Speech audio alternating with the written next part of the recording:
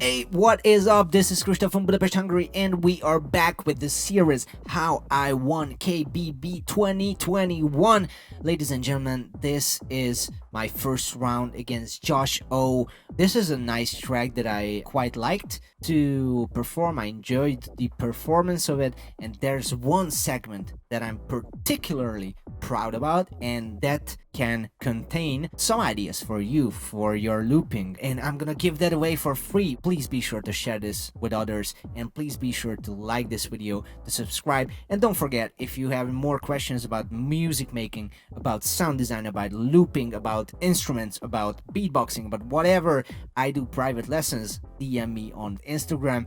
Let's go with this video In 3, 2, 1, Beatbox. Let's go. Yep, it's another day. Okay. Musically. Yeah, this is the time where I started to do fronts because I saw the videos of others and I was like, am I the only one not doing this? Like, oh, I should do something. And I try to bring my point through, then I'm bringing different genres, you know? And I thought that Joshua will keep on doing his style, you know? Although this bit me back in the ass because Joshua just did a crazy breakbeat kind of heavier track in the next round. You know, I kind of called him out.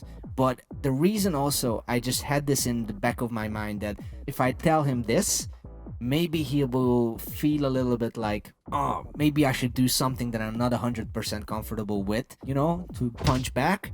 And I hope that maybe he's not gonna be that good at it. Obviously, I missed there, but yeah, he's awesome. Anyways, let's go. We still haven't heard anything new from you. Let me show you how it's done with some fresh, funky chords, alright? Yep. Oh, and although you told me to stop, I'll always keep doing it, keep doing it. About this one, we had a live stream together with SBX, and when they announced the winners, they also asked Joshua and me if they have anything to say to the other. And he told me that, Kristof, I just want to say you should prepare to stop doing that. referring to the online world champs, myself versus Enhance, when Enhance said that stop doing it, referring to my keep doing it routine, and I just wanted to answer on that. So yeah, Let's go. and this video is missing what the other video is not missing. So there's a video where the whole battle is there, and there you can see me do the trigger sound for this chord. A lot of people asked about it. There's a trigger sound doing, and then the chord appears, and I use the fader as a volume pedal. Plus, I'm automating a lot of effects, so it's creating this really wumpy, like whoop, whoop, whoop, you know? And if you listen to the chords, they are pretty freaking jazzy. Dedicated to Joshua because he's using a lot of jazz-related chords. Yep.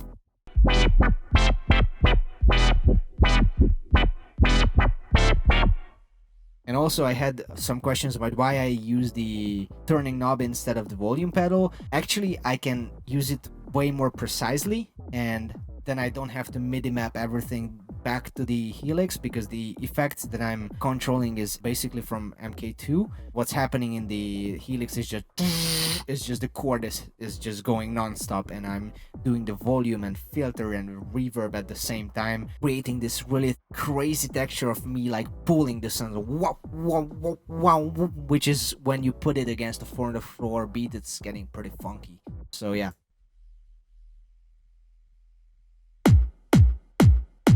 Oh, that kick.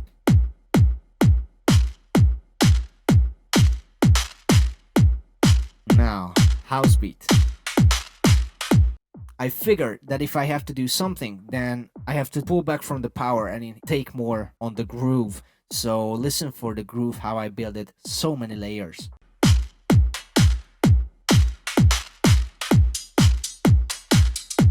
One ear.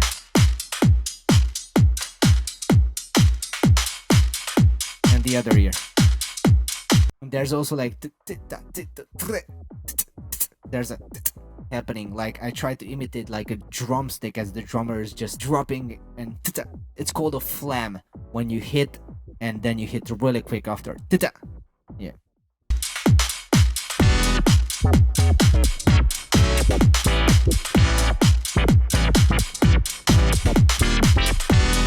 here I use the technique again where I have chords and bass, and then I have only bass. Just move your body. I talked about this technique in the first round against PSM video, that I use this to make it sound more alive yet save a lot of time, so I don't record separately the bass and the chords, but I record bass and chords and bass. So the boom boom boom is only bass, if you can listen to it one more time.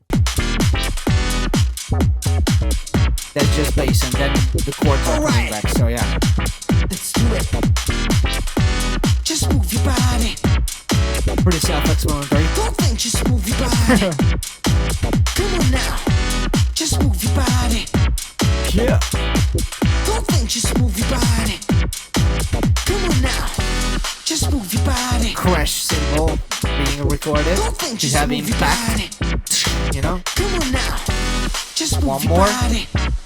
To bring even more impact, different sound. Just move your body. Drop it like this. Can you feel how much the crash cymbal changes everything? So you have this. Imagine that if it wouldn't be there, it wouldn't be as full. And listen to how this whoop, whoop, whoop, whoop, whoop. It's wonky how I did the rhythm, like whoop, whoop, whoop, whoop, you know? Come on now.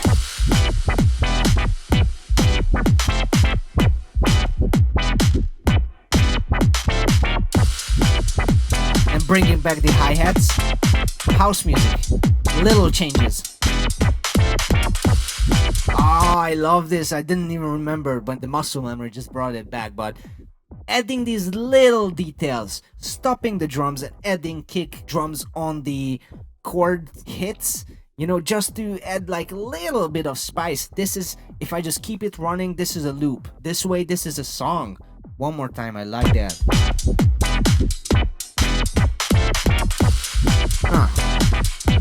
And the open hi-hat is coming back also. Like, again, multi-layer of happenings. So I do the fill, and when everything comes back to normal, one more layer is added back. So your mind, you know, keeps on grooving instead of being that bored, hopefully.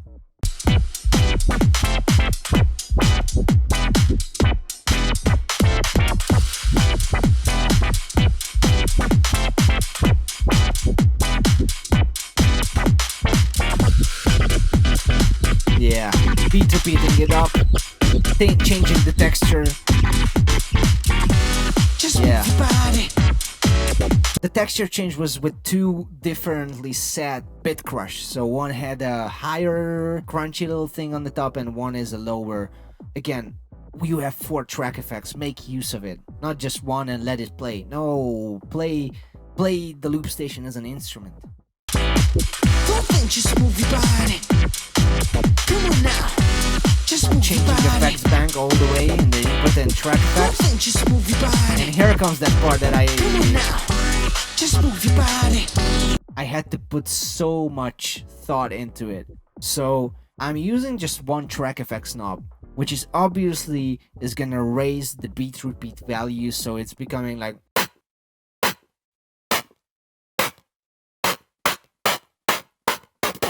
you know, but at the same time, so many other things are happening too. For example, there's a phaser turned on, you know, doing this. And as I turn the knob up, I assigned it to turn up the tempo of that. So instead of just doing this slow, it's doing more like I'm like Darth Vader, what the but you know what I'm saying. So it's the tempo of that phase cancellation sound is changing and getting faster. Also the delays are changing, getting louder. Oh, and the feedback of the delay is just getting longer, like the value is going up, so there are more feedbacks. So when I'm gonna pull everything down, the delay is gonna keep on ringing, so I can make a bit more ballsy transition, you know, because everything completely stops. It's almost like a DJ fading out the track and bringing in a new one kind of seamlessly. But listen for the amount of changes within that rise. And also, I figured this thing that you have this separate track effects buttons, turning it on and off. and you can just turn it on midway. So the move your body is just going on normally, then at some point I'll just press on the button, it will turn red, and the move or body or something, one of the word is gonna get repeated also, getting involved into the riser. So the rise is super huge and big and multi-leveled. Again, I put so many thought into this. I tried my best to make it really sound like an actual track. Move your body. Listen. Come on now. Just move your body. Don't think, just move your body. Come on now. Just move your body. Don't.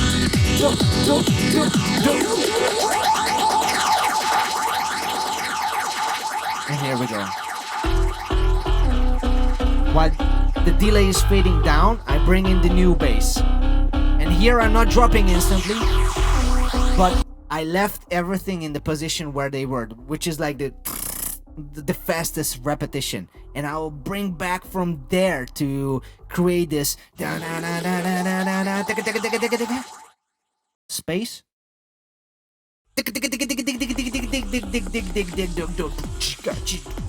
I wish I could beatbox. I could do that with beatboxing. Well, but you get my point.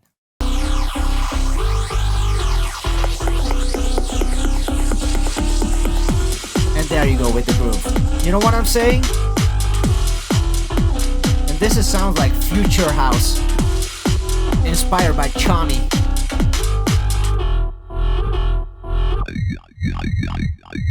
Yai bass. I really wanted to do this, and I felt like this is a nice spot to make it shine and bring some interest into this drop.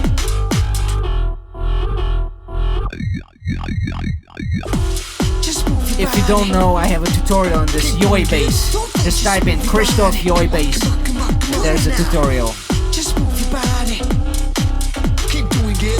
And there's not a lot of things happening here. I'm just adding more crashes and a white noise kind of rise, so it's like, you know. But this is also a little reference, I think, to Josho's maybe it was his Wildcard, where he added some white noise, and I did a reaction video of it, and I said that white noise really sounds like that someone who's doing a white noise with his mouth, you know? So it sounds really organic, and I was like, oh, I need a white noise here, and I said that about it. So, you know, not a lot of people know this, but I actually saw it in the comments that one of the guys saw my streams and realized it. So I don't know who you were, but big ups. And I wanted to do a bit more realistic white noise rise. Not that I'm not saying that anything wrong if it sounds like a mouth, you know, but in my kind of music, what I try to make on the Loopstation, I try to make everything more realistic and not like human-like. But in Josho's music and, for example, Robin's music, those organic sounds are totally more than okay, because that's a different sound, that's a different texture context. Yeah.